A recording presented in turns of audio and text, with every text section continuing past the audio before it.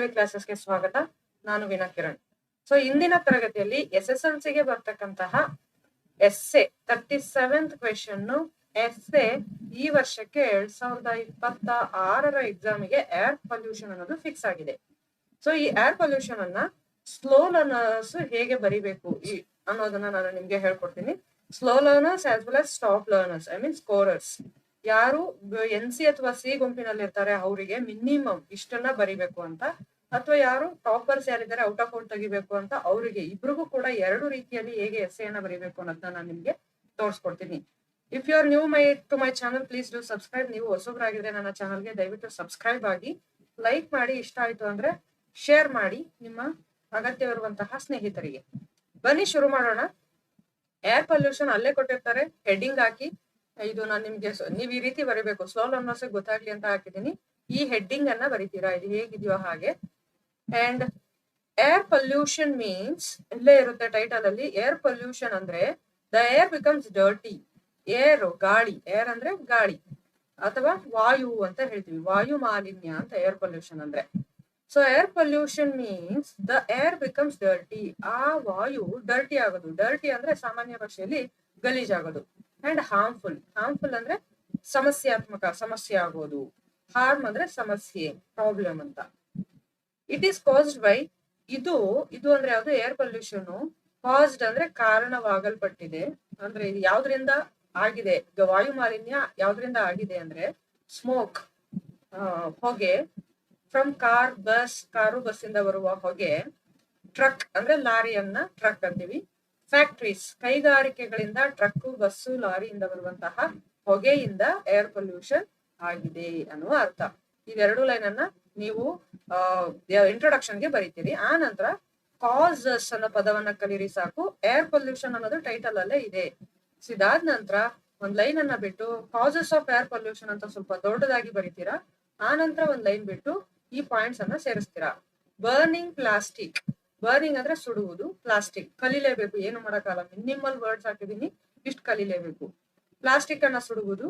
ಮತ್ತು burning garbage. Garbage ಅಂದ್ರೆ ತ್ಯಾಜ್ಯ. ಏನು? ತ್ಯಾಜ್ಯವನ್ನ ಬರ್ನಿಂಗ್ ಅಂದ್ರೆ ಸುಡೋದು, ತ್ಯಾಜ್ಯವನ್ನ ಸುಡುವುದು. Also causes air pollution. So also ಸೇರಿಸಿದ್ರೆ ಸಾಕು. ಕಾಸಸ್ ಏರ್ ಪೊಲ್ಯೂಷನ್ ಅನ್ನೋದು ಟೈಟಲ್ ಅಲ್ಲೇ ಇರುತ್ತೆ. ಸ್ಪೆಲ್ಲಿಂಗ್ ಕಲಿಬೇಕನ್ನೋ ಅವಶ್ಯಕತೆ ಇರಲ್ಲ, ಅಲ್ಲೇ ಇರುತ್ತೆ. Next third point, smoke from car. ಯಾವ ಕಾರಣ ಏನು ಅಂತ? ಏರ್ ಪೊಲ್ಯೂಷನ್ಗೆ ಕಾರಣ smoke from car, bus, truck and factories. ಈ ಪಾಯಿಂಟ್ ಆಲ್ರೆಡಿ ರಿಪೀಟ್ ಆಗಿದೆ. ಈ ಪಾಯಿಂಟ್ ಎಲ್ಲಿದೆ? ಇಲ್ಲಿದೆ ನೋಡಿ. ಇಂಟ್ರೊಡಕ್ಷನ್ ಅಲ್ಲಿ ಇದೆ ಈ ಪಾಯಿಂಟ್. ಸೇಮ್ ಪಾಯಿಂಟ್ ಅನ್ನ ಇಲ್ಲಿಗೆ ಹಾಕೊಳ್ಳಿ. ಸೊ ಇಷ್ಟನ್ನು ಬರಿಬೋದಲ್ವಾ? ನೆಕ್ಸ್ಟ್ ಎಫೆಕ್ಟ್ಸ್ ಅಂದ್ರೆ ಪರಿಣಾಮಗಳು. ಪರಿಣಾಮಗಳು ಇದರಿಂದ ಏನ್ ಪರಿಣಾಮ ಬೀರುತ್ತೆ? ವಾಯು ಮಾಲಿನ್ಯ ಆಗೋದ್ರಿಂದ ಏನೇನು ಪರಿಣಾಮ ಅಥವಾ ಸಮಸ್ಯೆಗಳಾಗುತ್ತೆ ಅಂದ್ರೆ, air pollution is, air pollution ಅನ್ನೋದು ಟೈಟಲ್ ಅಲ್ಲೇ ಐತೆ, ಮತ್ತೆ ಓದ್ಬೇಕನ್ನೋ ಅವಶ್ಯಕತೆ ಇಲ್ಲ ಸ್ಪೆಲ್ಲಿಂಗ್ ಅನ್ನ. Is bad for our health. Bad ಕೆಟ್ಟದ್ದು, ನಮ್ಮ ಆರೋಗ್ಯಕ್ಕೆ ಅದು ಕೆಟ್ಟದ್ದು. It causes. ಇದು ಅಂದ್ರೆ ಯಾವುದು? Air pollution. ನೀವು ಏರ್ ಪೊಲ್ಯೂಷನ್ ಅಂತಾನೂ ಬರಿಬಹುದು ಅಥವಾ ಇದು ಅಂತನಾದ್ರೂ ಬರಿಬಹುದು. ಕಾಸಸ್, ಕಾಸಸ್ ಅನ್ನೋ ಪದ ಅಲ್ಲೇ ಬಳಕೆ ಆಗಿದೆ. ಕಾಸ್ಡ್ ಅಥವಾ ಕಾಸಸ್ ಅಂದ್ರೆ ಕಾರಣವಾಗುತ್ತೆ. ಕಾಫ್, ಕೆಮ್ಮು, ಅಸ್ತಮಾ. ಅಸ್ತಮಾ ಗೊತ್ತಿದೆಯಲ್ಲ, ಅದು ಕನ್ನಡದಲ್ಲಿ ಅಸ್ತಮಾ. And breathing. ಬ್ರೀದಿಂಗ್ ಅಂದ್ರೆ ಉಸಿರಾಟದ ಸಮಸ್ಯೆಗಳಿಗೆ ಕಾರಣ ಆಗುತ್ತೆ. ಪ್ರಾಬ್ಲಮ್ಸ್, ಸಮಸ್ಯೆಗಳು. Plants, animals are also affected by polluted air. Plants ಗಿಡಗಳು, ಆನಿಮಲ್ಸ್ ಪ್ರಾಣಿಗಳು, ಅವು ಕೂಡ ಈ ಒಂದು ಮಾಲಿನ್ಯವಾದ ಗಾಳಿಯಿಂದ ಪರಿಣಾಮಕ್ಕೊಳಪಡುತ್ತವೆ. ಅಫೆಕ್ಟ್ ಆಗುತ್ತೆ ಅಂದ್ರೆ ಪರಿಣಾಮ ಬೀರುತ್ತೆ. ಪ್ಲಾಂಟ್ಸ್, ಆನಿಮಲ್ಸ್ ಮೇಲೂ ಕೂಡ ಈ ಒಂದು ಮಾಲಿನ್ಯ, ವಾಯು ಮಾಲಿನ್ಯ ಪರಿಣಾಮವನ್ನ ಬೀರುತ್ತದೆ. Air pollution increases global warming. Air pollution ಅದು ಆಲ್ರೆಡಿ ಗೊತ್ತಿದೆ. ಇನ್ಕ್ರೀಸ್ ಅಂದ್ರೆ ಹೆಚ್ಚು ಮಾಡೋದು. ಗ್ಲೋಬಲ್ ವಾರ್ಮಿಂಗ್ ಅಂದ್ರೆ ಗ್ಲೋಬಲ್ ವಾರ್ಮಿಂಗ್ ಎಲ್ಲ ಜಾಸ್ತಿ ಆಗ್ತಾ ಇದೆ ಇವಾಗ. ಹವಾಗುಣ ಏನ್ ಜಾಸ್ತಿ ಆಗೋದು? ತಾಪ ಹೆಚ್ಚಾಗೋದು. ವಾತಾವರಣದ ತಾಪ ಹೆಚ್ಚಾಗೋದಕ್ಕೆ ಗ್ಲೋಬಲ್ ವಾರ್ಮಿಂಗ್ ಅಂತ ಕರಿತೀವಿ. ಓಕೆ, ತಾಪ ಹೆಚ್ಚಾಗೋದು ಅಂದ್ರೆ ಗೊತ್ತಿದೆ ಮಕ್ಳೇ ನಿಮ್ಗೆ. ವಾತಾವರಣದ ತಾಪ ಹೆಚ್ಚಾದಂತೆ ಐಸ್ ಏನಿದೆ ನಮ್ಮ ಭೂಮಿ ಮೇಲೆ ಅದು ಕರಗ್ತಾ ಹೋಗುತ್ತೆ. ಸೊ ವಾಯು ಮಾಲಿನ್ಯ ಆಗಬಾರದು. ಆದ್ರೆ ಏನಾಗುತ್ತೆ? ಗ್ಲೋಬಲ್ ವಾರ್ಮಿಂಗ್ ಆಗುತ್ತೆ, ಎಲ್ಲಾ ಕಡೆ ತಾಪ ಹೆಚ್ಚಾಗುತ್ತೆ. ಬಿಸಿ ಹೆಚ್ಚಾದಾಗ ಅವಾಗ ಏನಾಗುತ್ತೆ, ಐಸ್ಬರ್ಗ್ಗಳು ಅಥವಾ ಏನು ಐಸ್ ಲ್ಯಾಂಡ್ ಇದೆ ಅದು ಕರಗೋದಕ್ಕೆ ಶುರುವಾಗುತ್ತೆ. So that is also effect. Measures, ಇದಕ್ಕೆ ಏನೇನು ಮೆಷರ್ಸ್ ಅಂದ್ರೆ ಅದಕ್ಕೆ ಸೂಕ್ತವಾದಂತಹ ಮೆಷರ್ಸ್ ಅನ್ನ ತಗೋಬೇಕು. ಇವಾಗ ಕಾರಣ ಆಯ್ತು, ಪರಿಣಾಮಗಳಾಯ್ತು, ಇದಕ್ಕೆ ತಕ್ಕಂತಹ ಮೆಷರ್ಸ್ ಅನ್ನ ಕ್ರಮಗಳು ಅನ್ಬೋದು. ಕ್ರಮಗಳು ಏನು ಕ್ರಮಗಳನ್ನ ಕೈಗೊಳ್ಬೇಕು ಅಂತ, ಏನೇನ್ ಕ್ರಮ ಕೈಗೊಳ್ಬಹುದು? We should plant more trees. We should ಮಾಡ್ಬೇಕು ನಾವು. ಪ್ಲಾಂಟ್ ಅಂದ್ರೆ ನೆಡುವುದು. ಮೋರ್ ಟ್ರೀಸ್, ಹೆಚ್ಚಿನ ಮರಗಳನ್ನ ನೆಡಬೇಕು. ಟು ರೆಡ್ಯೂಸ್ ಏರ್ ಪೊಲ್ಯೂಷನ್, ಇದು ನೀವು ಬಿಟ್ರು ಪರವಾಗಿಲ್ಲ, ಇಷ್ಟ ಬೇಡ ಅಂತ ಬಿಟ್ರು V should plant more trees ಅಂದ್ರೂ ಸಾಕು. ಇಲ್ಲ ನಾನು ಇನ್ನೊಂದ್ ಸ್ವಲ್ಪ ಕಲಿತೀನಿ ಅನ್ನೋರಾದ್ರೆ ಟು ರೆಡ್ಯೂಸ್, ಕಡಿಮೆ ಮಾಡೋದಿಕ್ಕೆ, ಏರ್ ಪೊಲ್ಯೂಷನ್, ವಾಯು ಮಾಲಿನ್ಯವನ್ನ ಕಡಿಮೆ ಮಾಡಲು ಹೆಚ್ಚಿನ ಮರಗಳನ್ನ ನಾವು ನೆಡಬೇಕು ಅನ್ನೋ ಅರ್ಥ. V should use, we should ಅನ್ನೋದು ಆಲ್ರೆಡಿ ಇದೆ. ಯೂಸ್ ಅಂದ್ರೆ ಬಳಕೆ ಮಾಡ್ಬೇಕು. ಪಬ್ಲಿಕ್ ಟ್ರಾನ್ಸ್ಪೋರ್ಟ್, ಸಾರ್ವಜನಿಕ ಸಾರಿಗೆ. ಟ್ರಾನ್ಸ್ಪೋರ್ಟ್ ಅಂದ್ರೆ ಏನು? ಸಾರಿಗೆ. ಇಲ್ಲ ನಂಗೆ ಟ್ರಾನ್ಸ್ಪೋರ್ಟ್ ಅನ್ನೋ ಪದ ಕಷ್ಟ ಆಗ್ತಿದೆ ಅನ್ನೋಂಥವ್ರು we should use public buses, ಸಾರ್ವಜನಿಕ ಬಸ್ಸಸ್ಗಳಂತನಾದ್ರೂ ಬರಲಿ. ಪಬ್ಲಿಕ್ ಟ್ರಾನ್ಸ್ಪೋರ್ಟ್ ಅಂದ್ರೆ ಬಸ್ಸಸ್ ತಾನೆ ಮೇನ್ ಆಗಿ. ಓಕೆ, ಬಸ್ಸಸ್ ಬೇರೆ, ಟ್ರೈನು ಎಲ್ಲ ಬರುತ್ತೆ, ಬಟ್ ಮೇನ್ ಆಗಿ ಬಸ್ಸಸ್ ಬರೀ ಸಾಕು. ಸೇವ್ ಫ್ಯೂಯಲ್, ಫ್ಯೂಯಲ್ ಅಂದ್ರೆ ಪೆಟ್ರೋಲ್ ಡೀಸೆಲ್, ಅದನ್ನ ಫ್ಯೂಯಲ್ ಅಂತ ಕರಿತೀವಿ. ಫ್ಯೂಯಲ್ ಅನ್ನ ಸೇವ್ ಮಾಡಿ ಪಬ್ಲಿಕ್ ಟ್ರಾನ್ಸ್ಪೋರ್ಟ್ ಅನ್ನ ಬಳಸಿ ಅಂತ ಇದೆ. ಇಲ್ಲ ನನ್ಗಾಗಲ್ಲ ಅನ್ನೋರು we should use public buses ಅಂತ ಬರೆದ್ಬಿಟ್ರು ಸಾಕು. Next, by keeping the air clean we can live a healthy life. By keeping the air clean, ವಾಯುವನ್ನ, ಗಾಳಿಯನ್ನ ಶುದ್ಧವಾಗಿಟ್ಕೊಳ್ಳೋದ್ರ ಮೂಲಕ ನಾವು ಹೆಲ್ದಿ ಲೈಫ್ ಅನ್ನ ಲೀಡ್ ಮಾಡಬಹುದು, ಆರೋಗ್ಯಕರ ಜೀವನವನ್ನ ನಡೆಸಬಹುದು ಅನ್ನೋದು. ಸೊ ಇಷ್ಟನ್ನ ಬರೆದ್ರೆ ನೀವು ಖಂಡಿತ ನಿಮ್ಗೆ NC ಅಥವಾ C ಮಕ್ಳುಗಳಿಗಾದ್ರೆ ಖಂಡಿತ 3 ಮಾರ್ಕ್ಸ್ ಸಿಕ್ಕೇ ಸಿಗುತ್ತೆ. 100% ಯಾವುದೇ ಅನುಮಾನ ಬೇಡ. ತುಂಬಾ ಈಸಿ ಇದೆ. ಇಷ್ಟನ್ನ ಬರ್ಕೊಳ್ಳಿ, ಕಲ್ತ್ಕೊಳ್ಳಿ. ಓಕೆ, ನೆಕ್ಸ್ಟ್ ಇವಾಗ ಟಾಪರ್ಸ್ ನೋಡೋಣ. ನಿಮ್ ಬೇಡ ನಮ್ಗೆ ಟಾಪರ್ಸ್ ಅನ್ನೋರು you can close, and those who want for toppers you can continue. Toppers ಹೇಗ್ ಬರಿಬೇಕು? ನೀವ್ ಯಾಕೆ ಹಂಗ್ ಬರೆದ್ರೆ ಮಾರ್ಕ್ಸ್ ಕೊಡಲ್ವಾ? ಇಲ್ಲ, ಟಾಪರ್ಸ್ಗೆ ನೀವು 80 ಔಟ್ ಆಫ್ 80 ತೆಗಿಬೇಕು ಅಂತ ಅನ್ಕೊಂಡವ್ರು ಸ್ಟ್ಯಾಂಡರ್ಡ್ ಆಗಿ ಬರಿಬೇಕಾಗುತ್ತೆ. ನೀವು ಮಿನಿಮಮ್ ಆಗಿ ಬರೆದ್ರೆ 3 ಮಾರ್ಕ್ಸ್ ಕೊಡುವ ಸಂದರ್ಭ ಕೊಡಲ್ಲ. ಯಾಕಂದ್ರೆ ಅದು ಮಿನಿಮಮ್ ಇರೋರಿಗೆ ಅಷ್ಟೇ ಆತರ ಕೊಡೋದು. ನೀವು ಔಟ್ ಆಫ್ ಔಟ್ ಸ್ಕೋರ್ ಮಾಡ್ಬೇಕಂದ್ರೆ ಲ್ಯಾಂಗ್ವೇಜ್ ವೇಟೇಜ್ ಇರುತ್ತೆ, and construction of sentence and usage of vocabulary and how meaningful you have arranged all those we see. ಎಷ್ಟು ಮೀನಿಂಗ್ಫುಲ್ ಆಗಿ ಅರೇಂಜ್ ಮಾಡಿದ್ಯಾ, ಎಷ್ಟು ಪಾಯಿಂಟ್ಸ್ ಸೇರ್ಸಿದ್ಯಾ, ಎಷ್ಟು ವೇಟೇಜ್ ಇದೆ ನಿಮ್ ಪಾಯಿಂಟ್ಸ್ ಗೆ, ಅದೆಲ್ಲ ಮ್ಯಾಟರ್ ಆಗುತ್ತೆ. ಸೊ ಟಾಪರ್ಸ್ ಹೀಗೆ ಬರೀಬೇಕು, ಹೀಗೇನೆ ಎಕ್ಸ್ಪೆಕ್ಟ್ ಮಾಡ್ತೀವಿ. ಅದು ಮಿನಿಮಮ್ ಪಾಸ್ ಆಗೋದಕ್ಕೆ ಅಥವಾ ಮಿನಿಮಮ್ ಮಾರ್ಕ್ಸ್ ತಗೊಳೋದಕ್ಕೆ ಆ ರೀತಿ. ಈಗ ಬನ್ನಿ ಹೇಗ್ ಬರೆಯೋದು ಅಂತ ನೋಡೋಣ. ಏರ್ ಪೊಲ್ಯೂಷನ್ ಇಂಟ್ರೊಡಕ್ಷನ್ ಅಂತ ಬರೀತೀರಾ. ಏರ್ ಪೊಲ್ಯೂಷನ್ ಟೈಟಲ್ ಹಾಕಿ ಒಂದ್ ಲೈನ್ ಬಿಟ್ಟು ಇಂಟ್ರೊಡಕ್ಷನ್ ಬರೀತೀರಿ.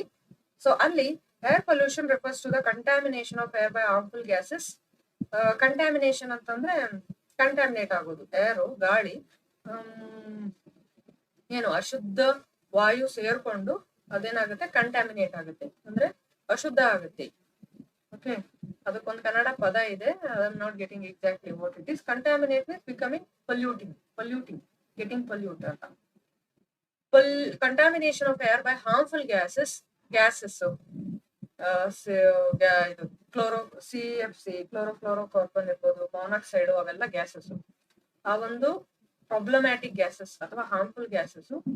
ಸ್ಮೋಕ್, ಹೊಗೆ, ಡಸ್ಟ್, ಧೂಳು, which can have detrimental effects on human health.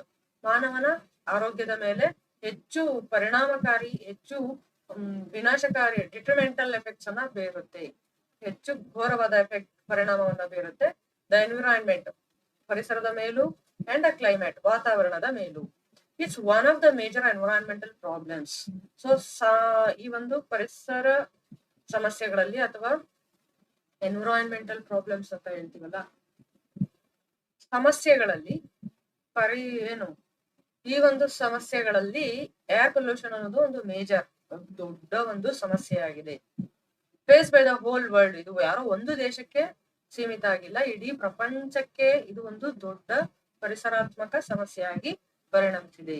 With rapid industrialisation and urbanisation, air pollution has increase at an alarming rate. So ಯಾವಾಗ rapid ಆಗಿ, ತುಂಬಾ ಕ್ವಿಕ್, ರ್ಯಾಪಿಡ್ ಅಂದ್ರೆ fast, industrialisation ಕೈಗಾರಿಕೀಕರಣ, urbanisation ನಗರೀಕರಣ. ಈ ಒಂದು ನಗರೀಕರಣ ಕೈಗಾರಿಕೀಕರಣ ತುಂಬಾ quick ಆಗಿ 18ನೇ ಶತಮಾನದಲ್ಲಿ ಶುರುವಾಗಿದ್ದು 20ನೇ ಶತಮಾನದಷ್ಟರಲ್ಲಿ 18ನೇ ಶತಮಾನದ 18ನೇ ಶತಮಾನದಲ್ಲಿ ಶುರುವಾಗಿದ್ದು may be 100 years 60 to 80 years ನಲ್ಲಿ ನಮ್ಗೆ ಅದ್ರ ಹಾರ್ಮ್ಫುಲ್ ಎಫೆಕ್ಟ್ಸ್ ಅದ್ರ ಎಫೆಕ್ಟ್ಸ್ ಕಾಣಿಸ್ತಾ ಇದೆ ಇವಾಗ.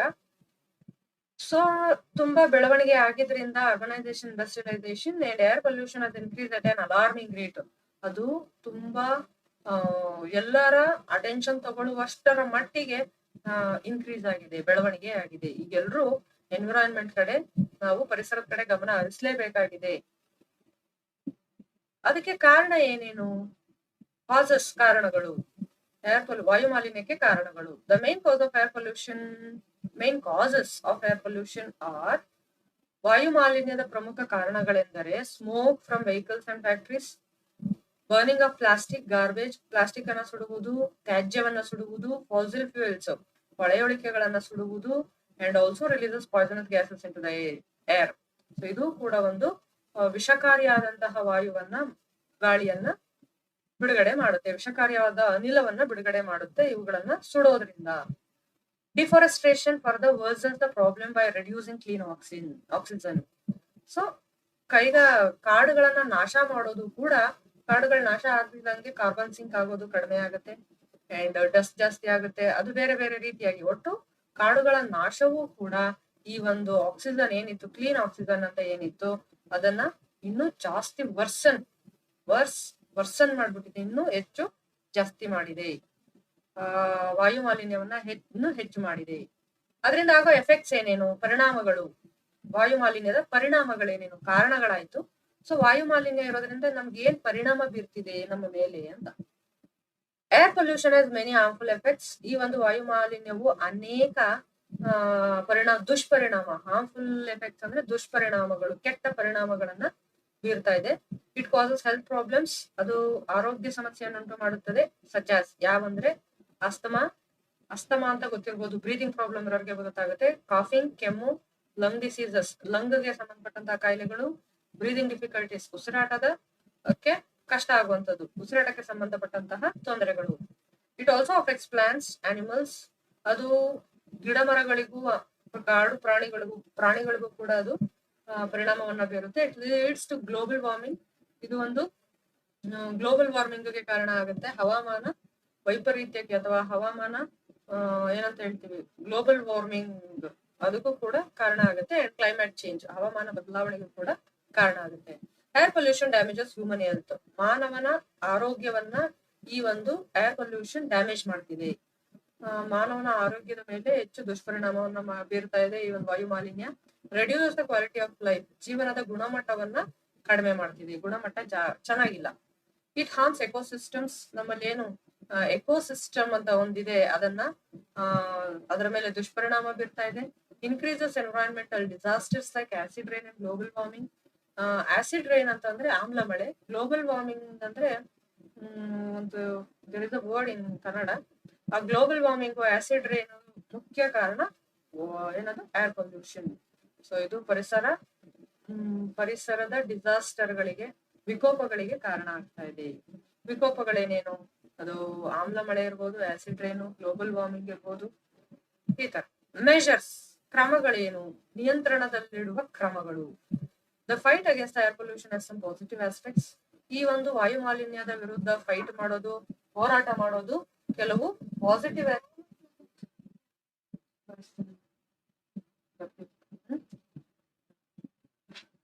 ಏರ್ ಪೊಲ್ಯೂಷನ್ ನ ವಿರುದ್ಧ ಹೋರಾಟ ಮಾಡೋದ್ರಿಂದ ನಮ್ಗೊಂದಷ್ಟು ಪಾಸಿಟಿವ್ ಎಫೆಕ್ಟ್ಸ್ ಇದೆ, ಆಸ್ಪೆಕ್ಟ್ಸ್ ಇದೆ, ಧನಾತ್ಮಕ ಅಂಶಗಳಿದೆ. ಏನೇನದು? It creates awareness among people about environmental protection. ಏನು ನಮ್ಗೆ ಪ್ರೊಟೆಕ್ಷನ್ ಮಾಡೋದಿಕ್ಕೆ ಅವೇರ್ನೆಸ್ ಅನ್ನ ಅಂದ್ರೆ ಎಲ್ಲ ಜನಗಳಲ್ಲಿ ಅವೇರ್ನೆಸ್ ಕ್ರಿಯೇಟ್ ಮಾಡುತ್ತೆ. ನಾವು ಏರ್ ಪೊಲ್ಯೂಷನ್ ಮಾಡಬಾರ್ದು, ನಾವು ಪ್ರೊಟೆಕ್ಟ್ ಮಾಡ್ಬೇಕು, ನಮ್ಮ ಪರಿಸರವನ್ನ ನಾವು ರಕ್ಷಿಸ್ಬೇಕು ಅಂತ ಅಂದ್ಬಿಟ್ಟು ಅವೇರ್ನೆಸ್ ಕ್ರಿಯೇಟ್ ಮಾಡ್ಬೇಕು ನಾವು. It encourages the use of clean energy, public transport and tree. We should encourage, not it encourages. It creates we should create awareness. We should create? We should create awareness among people about environmental protection. We should use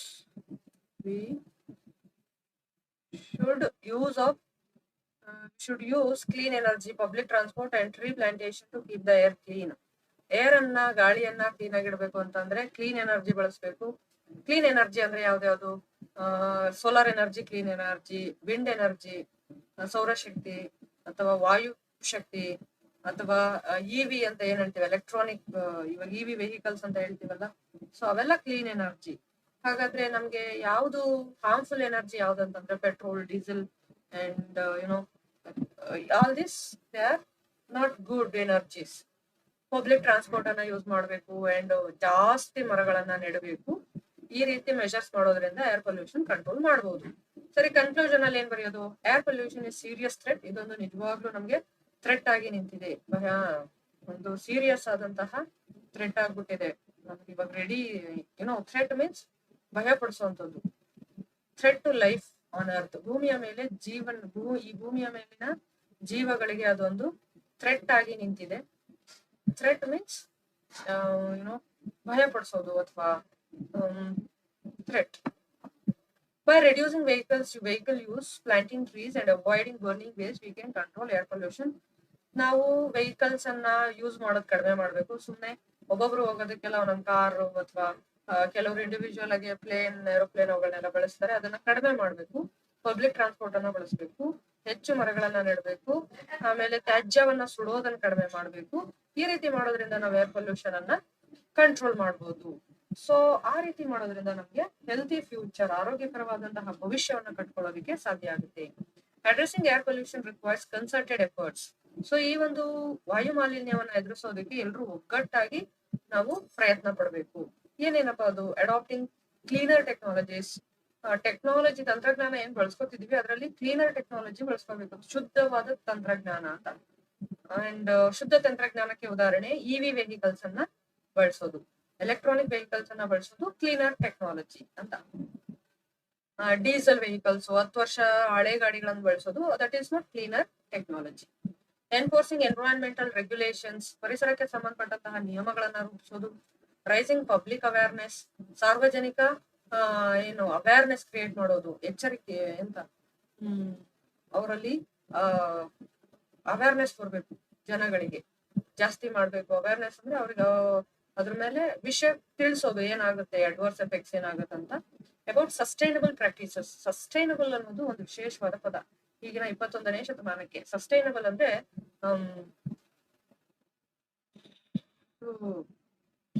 ನಾವು ಬದುಕಬೇಕು, ನಮ್ ಜೊತೆ ಪರಿಸರವನ್ನು ರಕ್ಷಿಸ್ಬೇಕು, ಅದು sustainable ಅಂತ ಹೇಳ್ತೇವೆ. ಅಂದ್ರೆ ನಮ್ಮೊಂದಿಗೆ ಪರಿಸರ ನಾಶ ಮಾಡದ ಹಾಗೆ, ನಮ್ಮ ಆಸೆಗಳನ್ನ ಪರಿಸರಕ್ಕೆ ಹಾನಿ ಮಾಡದ ಹಾಗೆ ಪೂರೈಸ್ಕೊಳ್ತಾ ಬೆಳವಣಿಗೆ ಹೊಂದೋದೇ ಸಸ್ಟೈನಬಲ್ ಗ್ರೋತ್. ಸಸ್ಟೈನಬಲ್ ಪ್ರಾಕ್ಟೀಸಸ್ ಅಂದ್ರೆ ಯಾವುದೇ ಹಾರ್ಮ್ ಮಾಡ್ದಲೆ, ಪರಿಸರ ಹಾನಿ ಮಾಡದೇ ಇರತಕ್ಕಂತಹ ಒಂದು ನಿಯಮಗಳನ್ನ ಅಥವಾ ಒಂದು ಜೀವನ ಶೈಲಿಯನ್ನ ನಾವು ಅಳವಡಿಸ್ಕೋಬೇಕು ಅನ್ನೋದು ಈ ಒಂದು ಕನ್ಕ್ಲೂಷನ್ ನ ಅರ್ಥ. I hope you understood as far as possible. I have tried to explain in Kannada also. If I have failed, if I have somewhere made mistake, please forgive me. Thank you for watching.